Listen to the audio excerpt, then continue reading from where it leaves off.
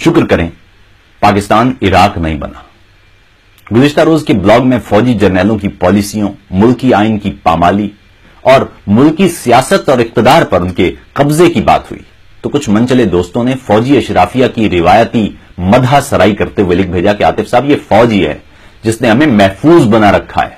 ورنہ پاکستان عراق یا شام بن چکا ہوتا۔ یہ درست بات ہے، بالکل درست بات ہے۔ محمد علی جناح کی گاڑی ہسپتال پہنچنے سے قبل ایندھن ختم ہو جانے پر سڑک پر گھنٹوں کھڑی رہنے سے لے کر لیاقت علی خان کو گولی لگنے تک، محترمہ فاطمہ جناح کو غدار کہلانے سے لے کر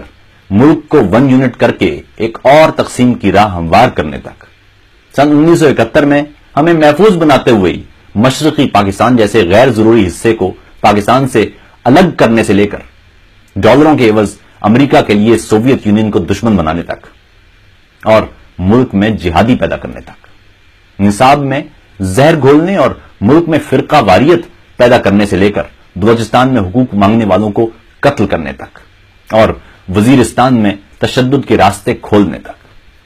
ملک سے پولیو کی وبا کے خاتمے کے لیے پولیو ویکسینیشن کے ساتھ موت کی نیند سو جانے والے کارکنوں سے لے کر انسانی حقوق اور جمہوریت کے لیے بات کرنے والے لکھاریوں تک، ایسا کون سا مقام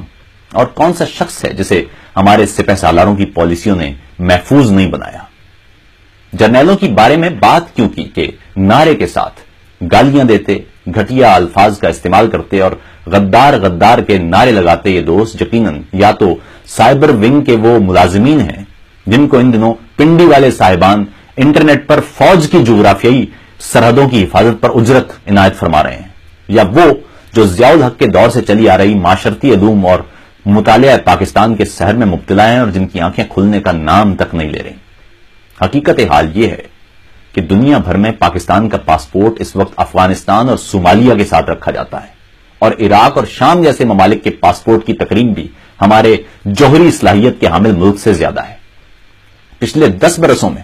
ہمارے 60,000 شہری اور فوجی جوان مارے جا چکے ہیں۔ ہمارے ملک کی سرحدوں کے اندر ڈرون بالکل ویسے ہی حملے کر رہے ہیں جیسے صومالیہ یا یمن یا افغانستان میں کیے جا رہے ہیں، اور اس پر دنیا بھر میں بطور پاکستانی شناخت پر فوراً ہی ہمیں اس انداز سے دیکھا جاتا ہے جیسے ہمارے جسموں پر کوئی خودکش جیکٹ بندھی ہوئی ہے۔ یا تو یہ بے حسی ہے یا معصومیت یا پھر انتہا درجے کی ہٹ دھرمی کہ اپنے چیچک زدہ چہرے اور تعفن زدہ لباس پر نگاہ ڈالنے اور بہتری کی کوئی سبیل یا تدبیر کرنے کی بجائے ہم سینہ پھلا کر عظمت کے گیت گاتے نہیں تھکتے۔ کوئی ہماری بدنمائی کی جانب ہماری توجہ دلائے تو فوراً اسے کسی برے لقب یا کسی گندی گالی سے نواز کر سینہ مزید پھلا لیتے ہیں۔ 70 برس ہو چکے پاکستان کو بنے۔ کیا یہ ملک ہم نے ان چوروں اور لٹیروں، جرنیلوں، سیاستدانوں اور افسروں کی عیاشیوں کے لیے بنایا تھا؟ کیا یہ بات آپ کے لیے معمہ ہے کہ کالعدم جماعتوں کے لشکری آزاد گھوم رہے ہیں؟ اسامہ بن لادن اور ملا عمر جیسے لوگ پاکستان میں شکار ہوتے ہیں۔ داعش کی بیعت کرنے اور علل اعلان جہادی تیار کرنے والے لال مسجد کے ملا اسلام آباد میں ڈیرے ڈالے ہوتے ہیں، اور دوسری جانب کوئی فوجی جرنیلوں کی عیاشیوں پر آواز اٹھائے تو کہا جاتا ہے کہ ذرا یہ بات پاکستان آ کے کر کے دکھائیں۔ دھرتی ماں کو اس اشرافیہ نے کوئی پرائیویٹ لمیٹڈ کمپنی میں بدل دیا ہے جس میں عوام وہ کم ذات ملازم بن کر رہ گئے ہیں جن کا کام صرف اور صرف اپنے خون پسینے کی کمائی اور اپنی آئندہ نسلوں کے مستقبل کو گروی رکھ کر ان جرنیلوں، سیاسی مداریوں اور سرکاری افسروں کے اثاثوں میں اضافہ کرنا ہے۔ ہم قومی بجٹ میں 920 ارب روپے اعلانیہ اور باقی جانے کتنے ارب غیر اعلانیہ اس عسکری بلا کے منہ میں ڈالتے ہیں۔ تعلیم، صحت، انفراسٹرکچر، تحقیق، بلکہ تمام در شعبوں کا پیسہ ملا کر بھی اس جرنیلی تجوری کے برابر نہیں بنتا، اور جواب میں ہمیں کہا جاتا ہے کہ شکر کریں ہم عراق نہیں بنے۔ کیا عراقی فوج پر 1 کھرب روپیہ خرچ کیا جاتا ہے؟ حیرت یہ ہے کہ فوراً نعرہ لگایا جاتا ہے کہ فلاں جرنیل نے تو اچھا کام کیا تھا، یا فلاں فوجی تو ٹھیک کام کر رہا ہے۔ کبھی یہ جملہ سننے میں آیا ہے کہ فلاں انجینئر اچھا کام کر رہا ہے، یا فلاں پائلٹ اچھا جہاز اڑا رہا ہے، یا فلاں استاد بہتر خدمات انجام دے رہا ہے؟ پاکستان میں اب حالت یہ ہو کے رہ گئی ہے کہ آپ عبدالستار ایڈی تک کو برا بھلا کہہ لیجئے مگر کسی جرنیل کا نام نہیں آنا چاہیے۔ حالت یہ ہے کہ اگر آپ شاعر ہیں، لکھاری ہیں، بلاگر ہیں، سچ گو انسان ہیں، منافقت نہیں کرتے، جرنیلی پالیسیوں پر تنقید کے گناہ کے مرتکب ہوئے ہیں، اور آپ کے ہاتھ میں بس قلم ہے تو پاکستان میں آپ کی زندگی کو خطرہ ہے.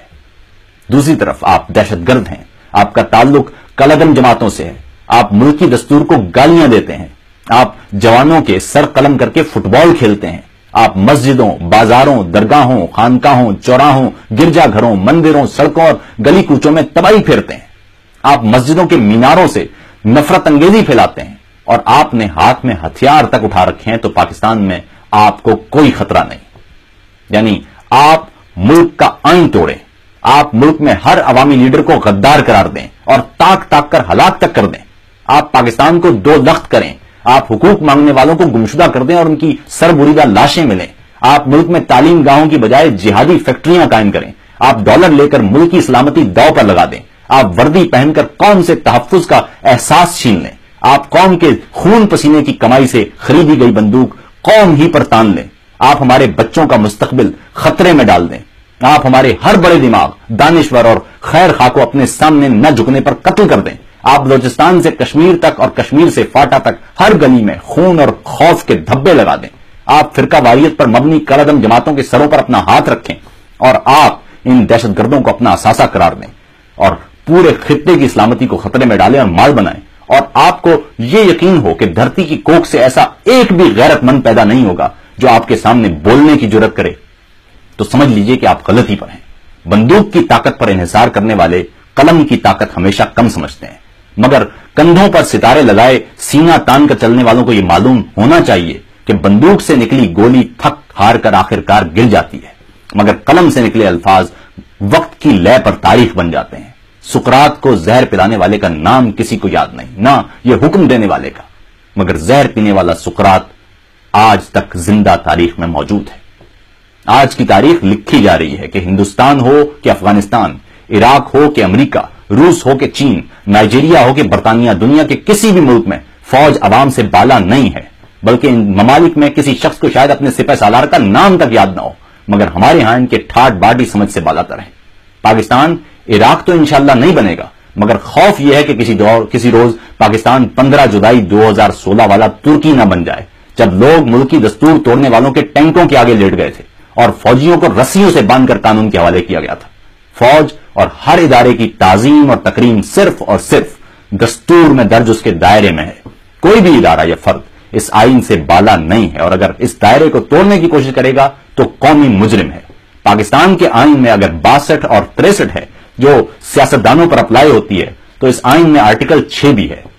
یہ پالتو سیاستدان تو شاید یہ آرٹیکل لاگو نہ کریں, مگر ایک دن قوم یہ آرٹیکل دستور توڑنے والے ہر مجرم پر ضرور نافذ کرے گی.